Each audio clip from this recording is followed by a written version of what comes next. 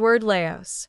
Welcome to Travel Talk, filmed at the Peachtree Rose Marketing Studios and hosted by the hotel guide publisher, Edward Laos.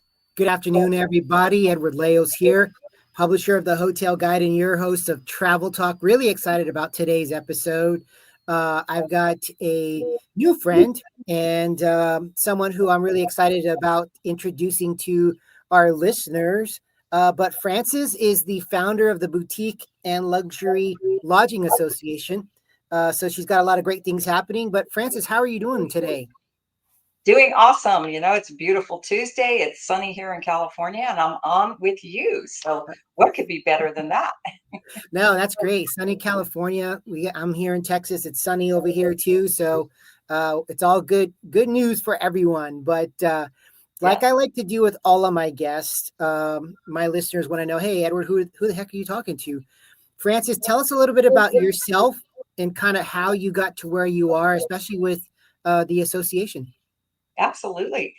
Well, I've been in the industry a very long time. And when I say the industry, I'll start with the travel industry, because that was my entrance into this whole world of travel and hospitality. So that gave me several years working in corporate travel and working for one of the biggest agency groups, Carlson, which, just recently merged with American Express. They've been trying to do that for a while. So I was excited to see it actually just a couple of days ago. Yep. To see that those two huge conglomerates that are amazing, come together. So that was my start. And I worked at Carlson with some of their top corporate clients. So Disney and Toyota were my two biggest accounts. And those were tremendous opportunity, tremendous experience to work with actually the travelers and the travel agents that were handling those accounts, and also the corporate people. So the corporate people all the way up to the CEO at Toyota. That was Toyota Motor Sales USA, and at Disney to the top, program managers and so on. And being able to have meetings in the first conference rooms on the Disney lot, because our Carlson office was right across the street. So I was a Disney employee, actually. Not in so many terms, but I had to go through Disney University in order to work there. So I actually have a pin, just like the Disneyland people do, that has my name on it. And I'm very proud of that, because they have an amazing university that you go through that, has a lot to do with customer service. So it rings real beautifully into hospitality. So from there, I went and I created what's called a consortia hotel program, which is basically negotiated rates. So I left Carlson, went there, created a special program for corporate clients who use travel agencies, and I negotiated the rates, and we booked somewhere around 3 million room nights a year. And after 15 years doing that, I sold my shares in the company, left 2 years later, and 2009, I launched BLLA, because I had been having a lot of conversations with independent owners who had heard about me and us and, people like us, and they had nobody to turn to. So the light bulb went off, and I was like, I love working with independent owners versus big corporations with rules. I like to break rules. I have my entire life, I've broken rules. Because it's not, that I don't respect them. I do. However, there's times when I feel it's wrong, and, or it doesn't make sense, because it's something so easy to fix, but yet there's a corporation there with rules, and you got to follow them. And I guess I don't like to follow the rules. I like to kind of step outside the box. So BLLA was born in 2009, 16 years. We kind of have 5 divisions, although some are kind of offshoots of BLLA, like BLLA events, which the new website is launching in 3 weeks. It's going to be in BLLA.org though, so it'll still be there. Boutique Money Group, which really does matchmaking, so puts together hotel investors or hotels that are looking to sell their properties privately together with others who maybe want to buy their property. So that there's that going on. And then last but not least, well, there's two more last but not least. One is Stay Boutique, which is an initiative I really launched many years ago, but it's getting its legs now and raising capital. And finally, that's going to debut the new stuff soon. The site's there. It's a direct booking engine, basically. And the very least, last thing is the Travel Industry Executive Women's Network, which I launched the year before BLLA. And that was really about bringing women together globally that work in our industry. Didn't matter if they were boutique hotels or not. Because it's everybody. Correct. That's over 13,000 global members now. And we do have an annual conference, and we have a new website, tiewn.com, that people can join and really be a part of. In our industry, it's just women like to get together and they like to support each other, a little bit differently. And it's a wonderful support network. It's an educational tool. So maybe there's not enough women in technology today, but maybe they're just not recognized yet. They're there, but they're not recognized. So our job is to help with the recognition. And so that's what we do. And all of it I run together now with my daughter, who joined me 11 or 12 years ago now. We took her out of school. And so she's having a blast she's a phenomenal young leader. And I don't know if that's a chip off the old block, hopefully, because I have another daughter who has her own business, and she's incredible as well. But I don't know where it came from, because my mother was not an entrepreneur, but I was an entrepreneur from way back when. Yeah. And I think it goes back to 1920, when my great aunt Ruth, she was only 5 foot tall, but a powerhouse in the city of Cleveland. And Wow. I think maybe her influence kind of rubbed off a little bit. It's interesting how you say that, because my parents weren't entrepreneurs either, but my grandfather came from Mexico and created a income tax business here in San Antonio. And so he was an entrepreneur. And so I think it skipped the generation of my dad, and now I got it. My brothers don't have it, but I do. And yeah, you're right. That entrepreneur gene is definitely born and bred somewhere in our tree line, if you will. And so I've definitely, that is a great story on especially the daughters. So you're so proud of them, and with the one of you that's really helping you out with the organization.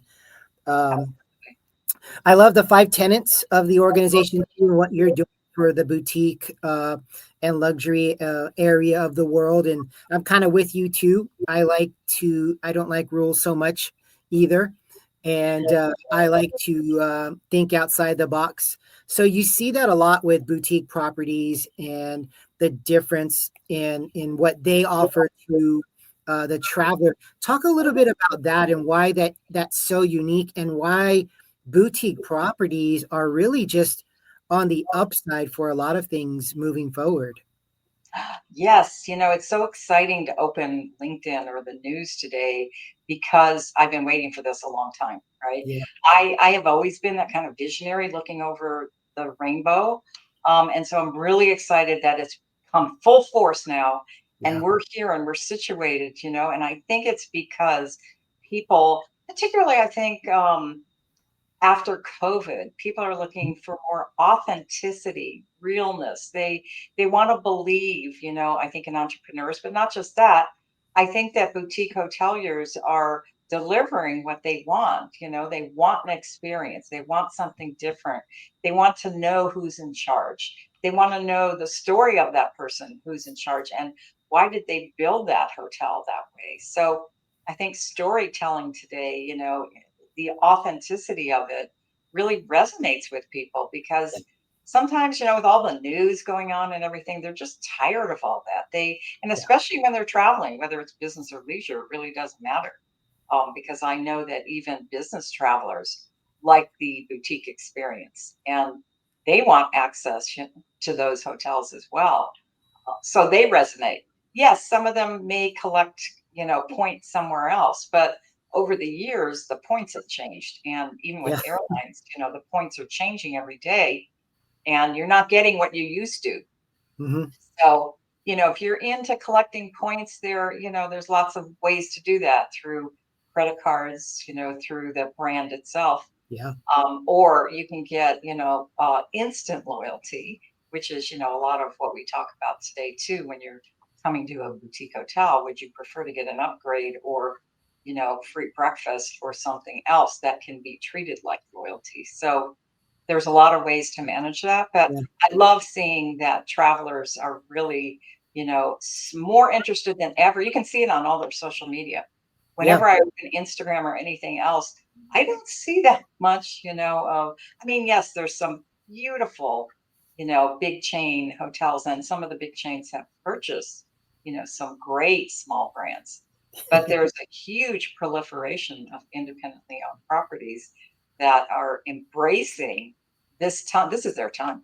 This Yep. is a time to celebrate, to come out and talk about it, which is why, we have our boutique hotel owners conference at the end of the month. And, Yep. there's some great stories that are going to be told there. I just got off a call, with one of them. And it's, I love it so much because it's real, it's personal, it's, well, I guess the feeling is that, I'm, looking to grow one of my brands and bringing all those people together, whether it's a CFO or an investor or whatever, you Mhm. know what, you all have to like each other and you all have to kind of have the same passion, I think, Yeah.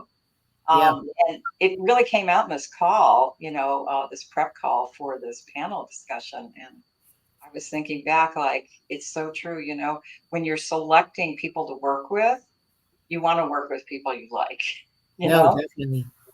No, 100%. I mean, I think that's one of the big things in being in your position and my position and working with boutique properties. I think that's the thing that we get to do with regards to that. Let's switch a little to the personal side because I always like to ask my guests a couple of travel questions. Sure. And because we travel, and so people want to know what are some of your favorite travel destinations, and then what are some of your bucket list spots that you have on tap. Okay, so my favorite destinations, I mean, I have to say I love Europe. And I don't know if it's my family connection because I feel my relatives when I go there, but I love the easy travel. I love jumping on a train. I am such a train person. When I had my consortia, I would take my employees with me either to Berlin for ITB or to London for World Travel Market, etc. And we would always go off on these destinations. Like sometimes we get on the train in London and go all the way up to Edinburgh. You have to say it right. The train conductor taught us Edinburgh. That's how you say it. And that was a 5-hour ride, and we'd go 5 hours up and 5 hours back, but we'd play games, along the way. We'd look out the window. It's just so relaxing. And then now, of course, with the channel, you can go over to mainland Europe and, get to Paris, Amsterdam, everywhere else. So Paris is one of my favorite cities for sure. It's charming, it's eclectic, it's beautiful. Yeah. It is kind of, the heart of so many things, surrounding it. Easy to get to Amsterdam, easy pretty much to go anywhere from Paris. London, I cling to because both of them because of the history, but also London because my mother lived there and, there's family connections there. So I feel that sense of place there, Correct. where it's really me. But, all of Europe, just jumping on a train to me, I don't care how many hours it is, Yeah. because we can do it here in the US, but it is not the same. There It's are different. little pockets, I think, that I'm discovering. I heard there was a new train or sort of new going from California to Seattle. I would love to try that. Um, Beyond that, the next thing I would like to do is get on one of those Explora ships going to Antarctica Oh yeah. because it looks not only does the ship look so luxurious itself, but what you learn when you're on the ship, going to the talks and then going outside and seeing penguins and polar bears and One of my friends actually is now a photographer, a very well-known photographer. He was selling furniture before. Wow. Yeah, I know. Complete turnaround. He's on the road probably 7 or 8 months a year, going on all of these like Explore and so on. So I've been looking at his images, and I'm very connected to the travel agency community still because it's been my life, Sure. right? So my 5,000 Facebook friends, 4,900 are travel agents, Yep. or hoteliers. But they're always, showcasing, going on that ship. So that would kind of be, yes, I do want to go APAC. I've been to Australia, I've been to Hong Kong, I've been to Tokyo. But there's so much more to explore there as Oh well. yeah. So my younger daughter is actually living that life for me now because she's the one on the road constantly. So she's got the explorer in her. I have to kind of let that go. And, it's just amazing to watch the young people today, how they're not afraid to travel alone. Oh yeah. No, definitely. I think there's a lot of solo travel going on, a lot of independent women traveling alone, and there's a lot. We actually I have actually done a couple episodes on that, and so it's been a big trend. But we're coming up on the end of our time together. I know this won't be the last time that we're on the show because you have so much to offer, and really what's going on in the boutique realm of hospitality is really on the upswing, like you said earlier. But So what's the best way for people to find you or the organization and learn more information about the BLLA? absolutely. Well, the first and foremost is BLLA.org, where you can, I would highly recommend looking at our blog because there's many, many, many, many articles there. The other one is, BLLA events will be on BLLA.org, of course. Yes. The women's network for anyone that wants to join is TIEWN.com. And beyond that, keep your eye on stay-boutique.com. A lot of good stuff. Well, A lot of good stuff. Frances, it's been an absolute pleasure having you on the Travel Talk episode today. I'm so grateful. Thank you so much, Edward. I appreciate it. Oh, wonderful. Well, to all of our listeners and readers out there, you know the drill. Thehotelguide.com is where you can find us. But please like, share, comment. Please check out Frances and the BLLA website for a lot of information and a lot of great connections right there. But as we like to say at the Hotel Guide, travel, make memories. And until next time, everyone take care and we'll talk soon.